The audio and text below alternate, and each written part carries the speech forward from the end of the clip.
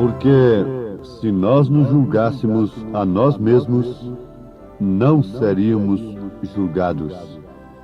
Mas quando somos julgados, somos repreendidos pelo Senhor para não sermos condenados com o mundo.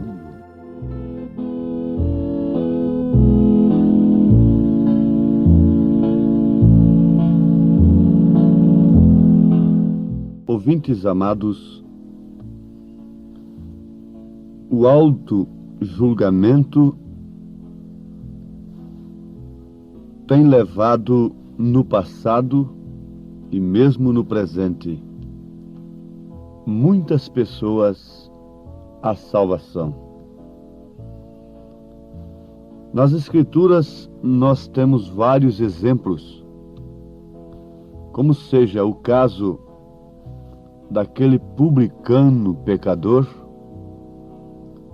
que, depois de insultado por aquele fariseu, pela oração daquele fariseu, o fariseu chegou ali e se garbou, se gloriou diante de Deus por não ser como aquele publicano, e por isto estava inchado e cheio de si, não encontrava condenação alguma, repreensão alguma em si, enquanto que o publicano pecador humildemente orou dizendo: Senhor, tem misericórdia de mim, miserável pecador. Resultado, Jesus disse que aquele desceu justificado para a sua casa. Creio que muitos dos meus irmãos nesta hora já estão se lembrando do caso dos dois ladrões crucificados ao lado de Cristo. Quando um deles, fazendo auto-julgamento, julgando-se a si mesmo, foi para o paraíso, porque Jesus disse: hoje mesmo estarás comigo no paraíso. Jesus disse para aquele homem que julgou-se a si mesmo, reconhecendo que os seus atos, que a sua vida, as suas maneiras, de fato mereciam levá-lo à cruz, e aquele sofrimento que ele estava enfrentando era de fato justo, porque ele merecia. Ele reconheceu isto, fez o auto-julgamento, julgou-se a si mesmo e recorreu a Cristo.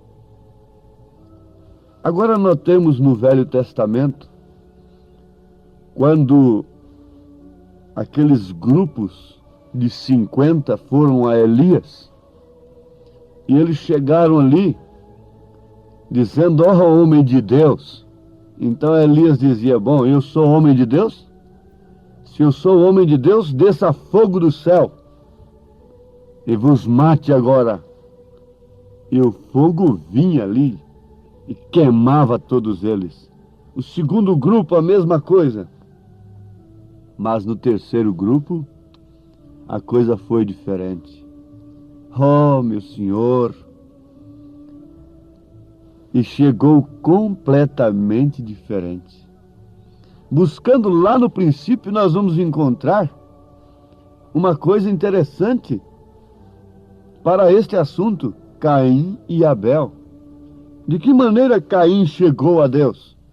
De que maneira Abel chegou a Deus? O sacrifício de Abel era um auto-julgamento. Por revelação divina, Abel ofereceu justamente aquilo que Deus requeria. Porque sem derramamento de sangue não há remissão. E Abel ofereceu um substituto no seu lugar. Pensemos um pouquinho quando São Paulo está falando no texto base para a Santa Ceia. Examine-se, pois, o homem a si mesmo, e coma deste pão e beba deste cálice. O apóstolo São Paulo estava responsabilizando o membro da igreja a examinar-se a si mesmo. Em outras palavras, o apóstolo diz: eu tenho-vos dado o espelho de Deus, eu tenho-vos dado a palavra de Deus, através da qual vocês poderão com precisão, com certeza absoluta, julgarem-se a si mesmos. Examine-se, pois, o homem a si mesmo, e assim coma deste pão e beba deste cálice. Aqui está, meus ouvintes, onde os credos e os dogmas caem por terra. E caindo, disse Jesus, um cego caindo no buraco, o outro que está sendo guiado por ele, logicamente tem que cair. E caindo os credos e os dogmas, aqueles que estão crendo de acordo com os credos e os dogmas humanos, eclesiásticos, têm que cair com eles. Isto porque, se uma mulher vai examinar a sua vida antes de tomar a ceia, mas à luz do credo, da doutrina que ela recebeu, ela não vai encontrar nada que lhe condena, pois a sua vida preenche perfeitamente a doutrina daquela igreja, e quem sabe até com vantagens, quem sabe até excedendo a justiça dos demais. O homem vai julgar, examinar-se a si mesmo à luz da maneira que ele crê, que ele tem recebido. Ele nunca vai se condenar, ele nunca vai encontrar nada para se corrigir. E São Paulo disse que com isto ele bebe, ele come e bebe indignamente. Come e bebe para a sua própria condenação, por falta de discernimento do corpo do Senhor. Vejamos aqui a profundidade, vejamos aqui o valor tremendo do auto-julgamento. À luz da palavra, a mulher apanha as Escrituras em relação às mulheres. Leia a palavra de Deus, como sempre eu dou exemplo. Leia 1 Timóteo, capítulo 2, a partir do versículo 9. Leia os deveres domésticos na carta aos Efésios, aos Tessalonicenses. Leia 1 Pedro, capítulo 3. Faça um auto-julgamento olhando para este espelho, como está escrito, a palavra de Deus. Aí então você vai ter um auto-julgamento, julgar-se a si mesmo de uma maneira tal que você possa ficar descansada, confiada no Senhor, porque você está recebendo o julgamento da palavra de Deus. Não alguém ali frouxando a palavra de Deus para você, relaxando a palavra de Deus para você. Eu não estou acusando a ninguém. Eu estou procurando a salvar as pessoas, porquanto esta salvação tem chegado a mim. E Jesus disse: de graça recebestes, de graças dai. Vejamos o que São Paulo diz na segunda carta a Timóteo, capítulo 4. Conjuro-te, pois, diante de Deus e do Senhor Jesus Cristo, que há de julgar os vivos e os mortos na sua vinda e no seu reino, que pregues a palavra, instes a tempo e fora de tempo, redarguas, repreendas, exortes com toda longanimidade e benignidade, porque virá tempo. Agora veja, que tempo seria este? Não é porventura o tempo em que estamos vivendo? Porque virá tempo em que não sofrerão a sã doutrina, mas, tendo comichão nos ouvidos, amontoarão para si doutores, conforme as suas próprias concupiscências, e desviarão os ouvidos da verdade, voltando às fábulas. Mas tu, se sóbrio em tudo, sofre as aflições, faze a obra de um evangelista, cumpre o teu ministério. Veja, porque virá tempo em que não sofrerão a sã doutrina.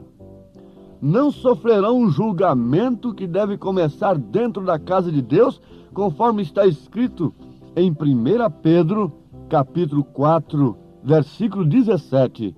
Porque já é tempo que comece o julgamento pela casa de Deus.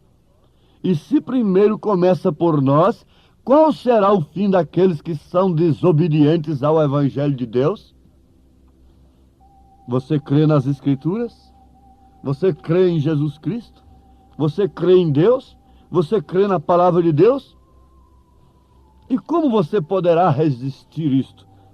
Como você poderá negar estas coisas que você está ouvindo e ainda pensar em entrar nos céus, em estar no lugar puro, santo, incontaminado, sem morte, sem adultério, sem cobiça, sem mentira? O que nós seremos nos céus, nós temos de ser aqui antes. Ninguém duvide disto, ninguém se iluda. Foi para isto que Cristo morreu, derramou seu sangue, para nos purificar da má consciência, dos nossos pecados, para que o Espírito Santo pudesse habitar em nós, nos oferecendo assim o caráter de Cristo. Você sabe que se você é um mentiroso aqui, do outro lado você é um mentiroso. Você passa para outra vida como um mentiroso. Por isso a Bíblia diz: os mentirosos não entram no reino dos céus. Se você é um adúltero aqui, fique sabendo, você passa para a eternidade como adúltero. Se o filtro religioso que você tem aqui não filtra estas coisas, fique sabendo, este filtro é do diabo. Esse filtro, por mais bonito que ele seja, ele é de Satanás, é para te enganar.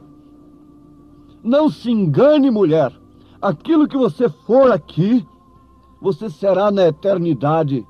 Você será diante do julgamento. Então, o que somos nós? Não somos nada. Nós somos miseráveis pecadores. Mas há uma escritura que diz: arrependei-vos, pois, e convertei-vos, para que sejam apagados vossos pecados, e venham assim os tempos do refrigério pela presença do Senhor. Suportaria você o julgamento de Deus? Ou você ama um ensinador, uma doutrina, um ensino que combina com suas concupiscências, com seus desejos carnais? Agora fique sabendo que se você não se julga a si mesmo aqui à luz da palavra, você será condenado com o mundo.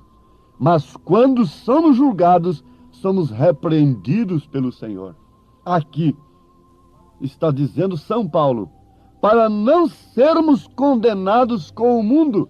Está falando da noiva, 1 Coríntios capítulo 6, a noiva não entrará em julgamento na eternidade, no juiz branco, porque ela estará sentada no trono, a rainha com o rei, julgando até os próprios anjos, julgando ao mundo. Leiam 1 Coríntios capítulo 6. Então, quando é que nós recebemos o julgamento? É agora pela palavra.